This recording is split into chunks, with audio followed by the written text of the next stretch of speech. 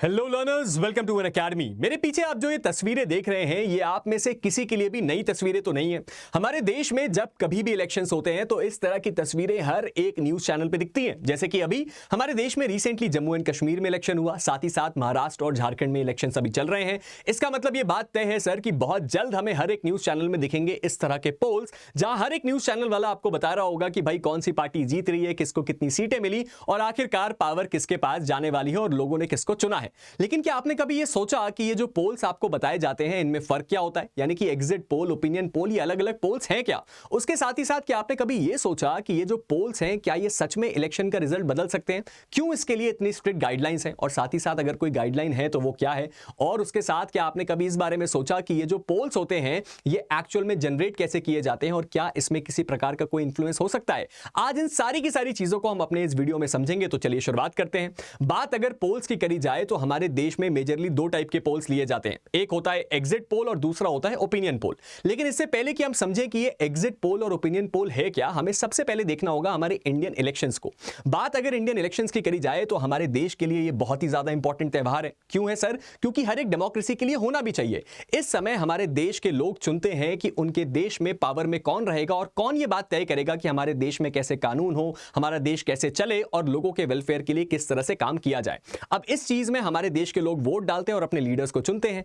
अब इसमें भी एक अलग प्रोसेस है। हमारे देश के लीडर्स हमारे देश के लोगों को यह बताते हैं कि वो क्या प्लान लेके आ रहे हैं, वो कैसे काम करेंगे और अलग अलग तरीके से लोगों को समझाने की कोशिश करते हैं कि क्यों उनको वोट देना चाहिए और इसी हिसाब से लोग चुनते हैं कि उनको वोट किसको देना है। क्या यह बात सच है? हाँ, यह बात सच है, लेकिन पूरी नहीं। हमारे देश में इलेक्शंस में और भी ऐसे बहुत सारी चीजें हैं जो इन्फ्लुएंस करती हैं वोटर्स को। अब इन्हीं में से एक चीज हो सकती है पोल। ऐसा हमारा सवाल है। अब इसी चीज का जवाब ढूंढते हैं हम आगे। लेकिन इससे पहले कि हम समझें कि पोल्स का इलेक्शन पे क्या रिजल्ट पड़ता है, मैं आपको बता देना चाहता हूं कि प्रांजल सिंह जुडिशरी नाम का मेरा टेलीग्राम चैनल है जहां मैं आपके लाइव डाउट सॉल्व करता हूं, साथ ही साथ आपको रेगुलर अपडेट्स देता हूं जुडिशरी के। तो अगर अभी तक आपने मेरा ये टेलीग्राम चैनल ज्वाइन नहीं किया है तो आप इसको ज्वाइन कर सकते हैं, जिसका लिंक आपको नीचे डिस्क्रिप्शन में मिल जाएगा। अब शुरुआत करते हैं हमारे इस टॉपिक से। सबसे पहले समझते हैं हमारे देश में जो दो मेजर टाइप के पोल्स हैं, ओपिनियन पोल और एग्जिट पोल, उनका मतलब क्या है। अगर बात करी जाए शब्दों की तो यहां शब्दों से ही आपको मतलब समझ में आ जाएगा। ओपिनियन पोल्स का मतलब होता है लोगों की राय, यानी कि इलेक्शन होने से पहले इस ओपिनियन पोल को लिया जाता है। मतलब जितनी भी न्यूज एजेंसीज हैं और जितने भी न्यूज हाउसेज हैं या अलग अलग जो ग्रुप्स हैं, वो जाते हैं लोगों के पास, एक सैंपलिंग करते हैं। यानी कि अगर उत्तर प्रदेश में इलेक्शन है तो उत्तर प्रदेश के अलग अलग शहरों में, अलग अलग कम्युनिटीज में जाते हैं और डेटा को कलेक्ट करते हैं, लोगों से सवाल पूछते हैं कि वो किसके बारे में वोट देने को सोच रहे हैं, उनके हिसाब से किसको जीतना चाहिए, उनके हिसाब से किसने ज्यादा काम किया है। और इस पूरे के पूरे डेटा को जब कॉन्सेंट्रेट किया जाता है तो निकल के आता है ओपिनियन पोल। सुनने में कितना सिंपल है ना, लेकिन इसमें कुछ कमियां हैं। जब कभी भी आप कभी डेटा लेने जाएंगे किसी जगह पे तो हो सकता है आप 15 लोगों से डेटा लें, लेकिन वोट डालने के लिए वहां पे केवल 2 लोग जाएं, बाकी के जो 13 लोग हैं वो वोट डालने जाए ना, तो इसका मतलब आपके सैंपल में कुछ गड़बड़ी हुई। उसके साथ ही साथ इस बात की पॉसिबिलिटी भी बहुत ज्यादा है कि जो ओपिनियन पोल है वो पूरी तरीके से बायस्ड हो। ऐसा मैं ये नहीं कह रहा कि होता है, लेकिन हो डेफिनेटली सकता है और इसीलिए इसके क्रिटिक्स कहते हैं कि ओपिनियन पोल पे बहुत ज्यादा भरोसा नहीं किया जा सकता। खैर, हमने इस बात को तो समझ लिया कि ये ओपिनियन पोल क्या होता है, यानी कि इलेक्शन से पहले लिया जाने वाला पोल जो इस बात को बताता है कि सर इस वक्त जो वोटर्स हैं उस जगह के क्या सोच रहे हैं और किस तरफ वोट का रुख हो सकता है।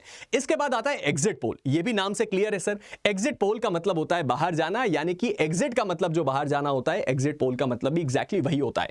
आमतौर पे ये वो पोल होता है जब वोटर्स वोट देके वोटिंग बूथ से बाहर आ रहे होते हैं तो रिपोर्टर्स उनसे सवाल पूछते हैं या वहां पे डेटा कलेक्ट किया जाता है कि आपने किसको वोट दिया या आपके हिसाब से कौन जीतना चाहिए। अब वैसे तो ये आपका संवैधानिक यानी कि कॉन्स्टिट्यूशनल अधिकार है कि आप इस इंफॉर्मेशन को अपने तक रख सकते हैं कि आपने किसको वोट दिया, लेकिन हमारे देश में ऐसा देखा जाता है कि लोग इस बात को खुल के बोलते हैं। अब इस सिचुएशन में जब लोग इस बात को बताते हैं तो इस डेटा के बेस पे तैयार किया जाता है एग्जिट पोल, जिसको माना जाता है कि ये बहुत ज्यादा एग्जैक्ट है और ये बहुत ही ज्यादा ऐसा डेटा है जो कि आपको रियल फिगर्स बता सकता है कि लोग किसके बारे में वोट दे रहे हैं और कौन जीत सकता है। इसीलिए हमारे देश में सख्त कानून है कि जब तक आखिरी बूथ क्लोज ना हो जाए और आखिरी इलेक्शन की डेट ना हो तब तक एग्जिट पोल नहीं निकाले जाते हैं। लेकिन क्या यह बात इतनी सिंपल है? चलिए समझते हैं। यानी कि अगर हम ओपिनियन पोल और एग्जिट पोल के बीच के फर्क को समझें तो ओपिनियन पोल इलेक्शन से पहले लिया जाता है, यहां लोगों की राय जानी जाती है। यहां पे इस बात की प्रॉब्लम यह है कि सैंपलिंग का नंबर ऐसा है और आपको एग्जैक्ट फिगर्स नहीं पता कि वो लोग वोट डालने वाले हैं या नहीं, या हो सकता है आपके सैंपल लेने के बाद वो लोग किसी और चीज से इंफ्लुएंस हो जाएं, यानी कि एग्जैक्ट नंबर पे भरोसा नहीं किया जा सकता। ऑन दी अदर हैंड जब आप बात करते हैं एग्जिट पोल की तो ये एटलीस्ट उन लोगों से लिया जाता है जो वोट डाल के बाहर आ रहे हैं, लेकिन स्टिल इन दोनों में इस बात का स्कोप है कि इनको इन्फ्लुएंस किया जा सकता है और इसीलिए हमारे देश में बहुत स्ट्रिक्ट कानून है इन दोनों पोल्स को लेकर। ओपिनियन पोल और एग्जिट पोल के और भी कुछ गहराई से डिफरेंसेस को समझना हमारे लिए जरूरी है। सबसे पहले हम देखते हैं इसके पर्पस को। ये जो पर्पस है ओपिनियन पोल का वो ये होता है कि वो जो वोटर्स हैं जो अभी वोट देने जाने वाले हैं वो इस बारे में क्या सोच रहे हैं, यानी कि एक रफ आइडिया के लिए। ऑन दी अदर हैंड जो एग्जिट पोल होता है वो एक्चुअल डेटा पे बिलोंग करता है, यानी कि वो वोटर किसको वोट देके आ रहा है। लेकिन इसकी एक दूसरी कमी भी है। क्या है सर? कि ये जो आपका ओपिनियन पोल होता है इसमें बहुत ज्यादा चांसेस होते हैं मैनिपुलेशन के, यानी कि ऐसी एजेंसीज इस डेटा को मैनिपुलेट करके किसी एक डायरेक्शन में जो आपका रिजल्ट है उसको दिखा सकते हैं। लेकिन अगर बात करी जाए एग्जिट पोल में तो यहां पे भी मैनिपुलेशन का चांस है, लेकिन इस बात की चांसेस थोड़ी ज्यादा है कि ओपिनियन पोल के कंपैरिजन में एग्जिट पोल जो होता है वो थोड़ा ज्यादा एक्यूरेट हो सकता है। उसके साथ ही साथ एक और बात बहुत इंपॉर्टेंट है, वो ये है कि यहां पे डेटा को छेड़छाड़ कैसे करी जा सकती है सर? हो सकता है वोटर जिसको वोट दे के आ रहा है उसका नाम बाहर ना बताए, जैसा कि आपका कॉन्स्टिट्यूशनल राइट है, आप इस बात को छुपा सकते हैं। इसका मतलब डेटा तो दोनों ही मैनिपुलेट हो सकते हैं।